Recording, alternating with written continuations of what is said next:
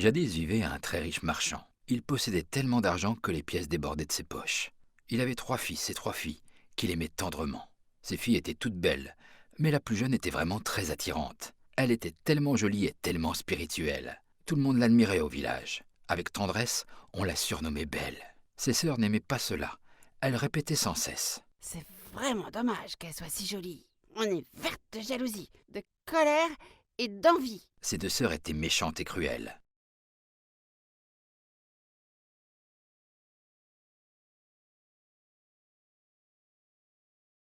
Elles pensaient qu'avoir beaucoup d'argent les rendait meilleures que les autres. Chaque jour, elles se rendaient à des bals, des fêtes et des concerts. De son côté, Belle n'y assistait pas. Elle préférait lire des livres et aider les gens. Ses sœurs se moquaient d'elle. Oh la belle, tu ne sais rien du tout. Même pas capable d'avoir un roi pour époux. Tu as beau être jolie, tu n'as aucune idée de comment devenir riche et vénéré. C'est alors que tout changea. Le marchand perdit toute sa fortune. Il ne lui resta plus qu'une petite ferme à la campagne. Il y amena ses enfants et leur demanda de travailler aussi dur qu'ils pouvaient, afin de se nourrir et de gagner leur vie. Belle et ses frères participaient aux corvées, mais les 2 sœurs ne faisaient rien du tout. Un jour, le marchand reçut par la poste un paquet d'articles à vendre. Il se rendit donc en ville pour cela. Les 2 sœurs en profitèrent pour lui demander de leur apporter des robes à la mode. Belle ne demanda rien d'autre qu'une rose. À sa grande déception, le marchand ne put rien gagner avec le paquet. Il s'en retourna donc chez lui les mains vides. Sur le chemin de sa maison, il se perdit dans la forêt. Entre les arbres, il aperçut de vives lumières.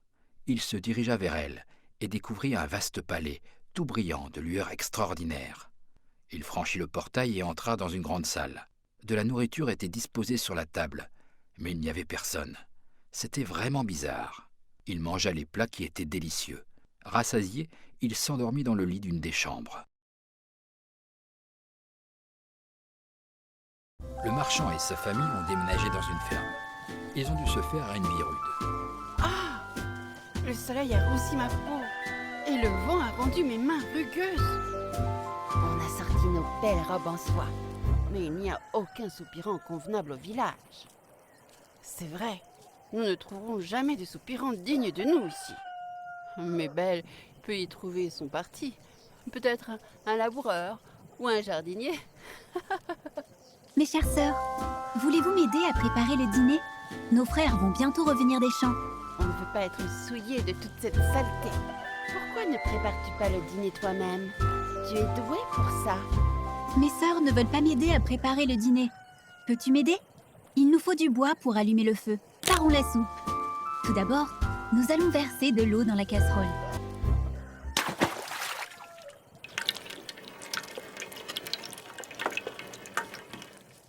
Parfait. Pendant que l'eau chauffe, on va prendre quelques légumes. Je sens la bonne odeur de la soupe. Mais je crains de ne pouvoir la goûter. Je pars en voyage pour la ville. Quel cadeau désirez-vous, mes chères filles? De la belle soie pour moi, père. Et une couronne incrustée de pierres précieuses pour moi. Père, je ne veux rien du tout. Fais bon voyage et reviens vite, s'il te plaît. Pourquoi, ma chérie? Demande ce que tu veux. Je te le rapporterai. Peut-être une rose écarlate, si tu en trouves une sur ton chemin. Très bien, mes filles chéries. Je rapporterai tout ce que vous voulez. Quand le marchand s'éveilla, il vit beaucoup de beaux habits dans la chambre qui semblaient préparés pour lui. Quand il regarda par la fenêtre, il vit éclore les plus belles fleurs qui soient. Oh! Qui vit donc ici? Se demanda-t-il. Est-ce la demeure magique d'une fée? Il descendit dans la grande salle et trouva de nouveau des mets délicieux qui l'attendaient. Il mangea un copieux petit déjeuner. En sortant du palais, il découvrit des roses magnifiques. Il n'avait plus qu'à en cueillir une pour Belle. Il coupa une rose du rosier, mais quand il se retourna, il se trouva face à une bête effrayante. La bête se mit à rugir férocement. « Pourquoi as-tu volé ma rose? Elles sont à moi, tout le monde le sait. » La bête traita le marchand d'ingrat et jura de lui ôter la vie. « Pardonne-moi, » dit le marchand tremblant de peur. « j'ai pris cette rose pour ma fille. » La bête déclara qu'elle lui pardonnerait, mais à une condition, qu'il amène sa fille au palais. Or le marchand aimait trop ses filles pour en abandonner aucune. Il accepta malgré tout, juste pour avoir l'occasion de revoir une dernière fois ses enfants bien-aimés. La bête lui dit de remplir un coffre de tout ce qu'il désirait. Ce coffre serait apporté dans sa maison. Le marchand le remplit dehors. Les pièces faisaient bling, bling, bling, bling en tombant dedans. Il quitta le palais tout tristement. Il était content malgré tout d'avoir quelque chose à donner à ses enfants. Au bout d'un long voyage à travers la forêt, il retrouva enfin sa maison. Le marchand a vu un rosier avec de belles roses et s'est rappelé la demande de Belle. Quelles belles roses! Mais comment les atteindre? Ce sont de belles roses. Je dois cueillir la plus jolie pour Belle. Celle-ci est parfaite. D'un vif écarlate aux pétales veloutés. Belle sera enchantée. Comment oses-tu cueillir ma rose préférée? C'est comme ça que tu me remercies de t'avoir sauvé la vie? Pardonnez-moi, votre majesté. J'ai seulement cueilli une rose pour ma fille cadette. Je ne suis pas un roi. Ne m'appelle pas votre majesté. Mais ce château est le mien, et personne n'a le droit d'y entrer. Par pitié, épargnez-moi. J'ai 3 filles et 3 fils. Prends cette rose et reviens dans 3 jours. Ne pense même pas à me duper. Je promets que je reviendrai.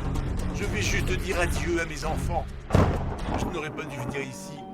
Que vais-je faire maintenant?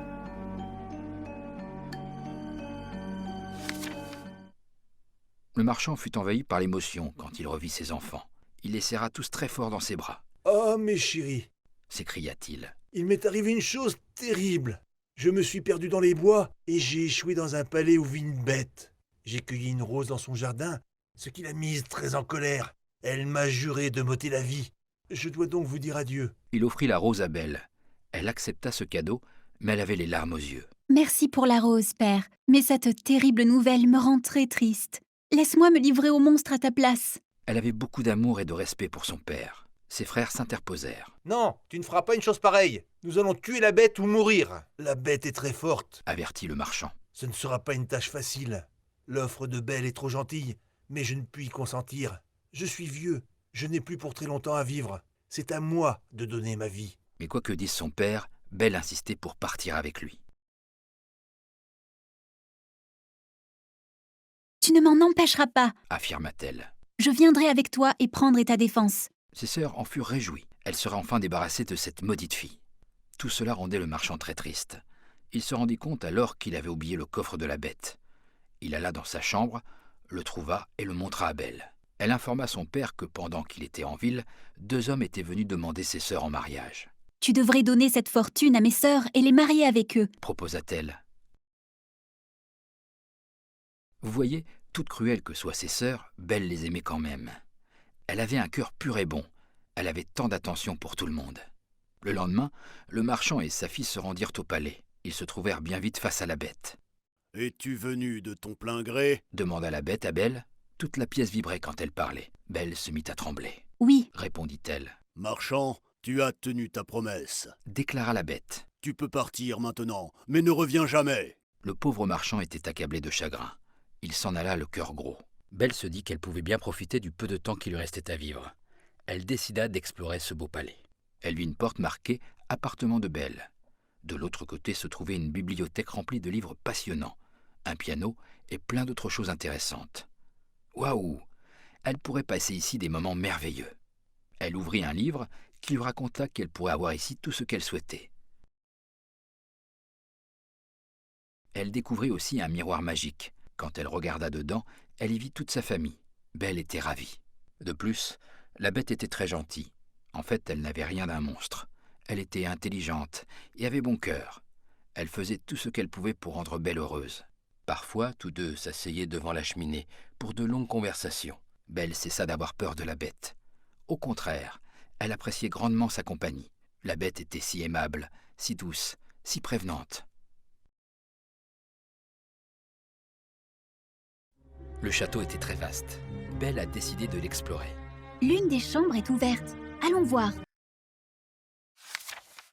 Belle vécut 3 mois au palais de la bête, et bientôt tous deux devinrent des amis très proches.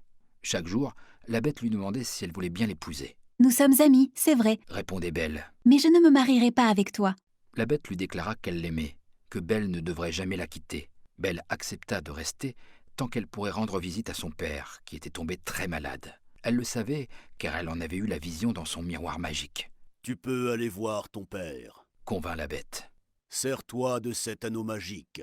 Pose-le sur la table de chevet quand tu décides de te rendre chez lui. Et quand tu es prête à revenir vers moi, pose-le de nouveau sur la table de chevet, et tu reviendras par magie. Mais tu ne dois pas t'absenter plus d'une nuit, sinon j'en mourrai de chagrin. Cette nuit-là, Belle posa l'anneau sur sa table de chevet. Quand elle s'éveilla, elle était de retour chez son père adoré. C'est alors qu'apparurent des coffres contenant des robes ornées d'or et de diamants. C'était un cadeau de la bête.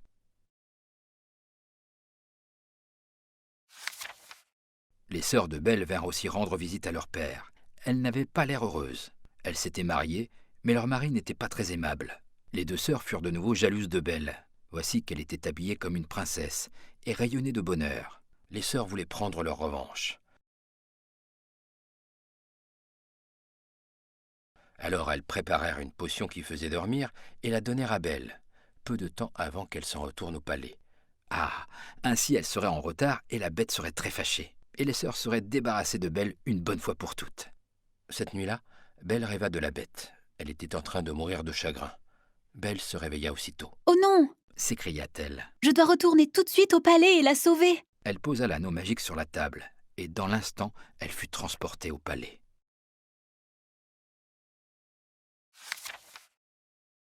Belle est retournée chez elle. Son père et ses frères sont ravis de voir Belle heureuse et en bonne santé. Ses méchantes sœurs viennent aussi la voir. Belle, comme c'est bon de t'avoir de nouveau à la maison. Père, je suis venue vous voir, mais je ne peux pas rester longtemps. J'ai promis de retourner là-bas ce soir. Sinon, Bête risque de mourir de chagrin. J'ai là une potion qui fera dormir Belle pendant 3 jours.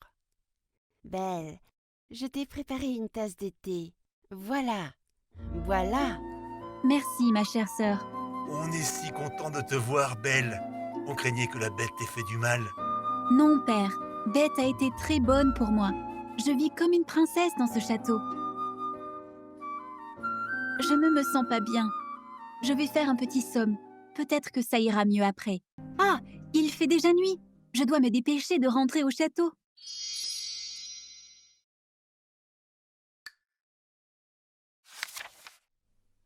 Belle accourut dans la grande salle, mais ne vit la bête nulle part. Elle craignait qu'il ne soit trop tard. Elle la trouva finalement gisant dans le jardin, à moitié morte. La bête était si chagrinée qu'elle s'était laissée mourir de faim. Elle ouvrit les yeux et vit Belle penchée sur elle. Un sourire illumina son visage de monstre. Je te donne ma main. Chuchota Belle. Tu dois vivre pour devenir mon mari. Belle réalisa qu'elle l'aimait vraiment. Mais soudain, la bête disparut. À la place apparut un prince. Le prince remercia Belle d'avoir rompu le sortilège d'une méchante sorcière qui l'avait changé en monstre. Le sortilège ne pouvait être brisé que par une fille au cœur pur, qui accepterait de l'épouser. Belle était la seule femme assez gentille et généreuse pour l'épouser, même sous la forme d'un monstre. Belle accourut dans tout le château pour chercher Bête, mais ne l'a pas trouvée. Elle s'est alors souvenue de son cauchemar et a filé au jardin. Bête était étendue dans l'herbe, inanimée. Qu'est-ce que j'ai fait? J'ai promis de revenir à temps, mais je me suis endormie. Je dois le ranimer. Peut-être que je devrais lui donner un peu d'eau. Je dois trouver quelque chose pour apporter de l'eau du ruisseau. Voilà, la cruche va bien aller. Oh Belle, tu es revenue. Maintenant, je peux mourir heureux, avec toi à mes côtés. Non, tu ne dois pas mourir. Comment le sauver?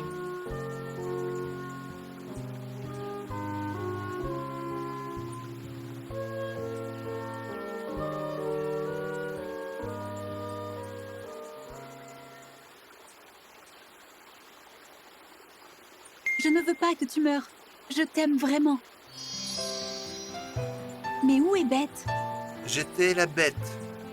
Une méchante fée m'a jeté un sort pour que je garde l'apparence d'un monstre jusqu'à ce qu'une belle dame tombe amoureuse de moi. Veux-tu m'épouser, Belle? Je t'aime, Belle. Oui, je le veux.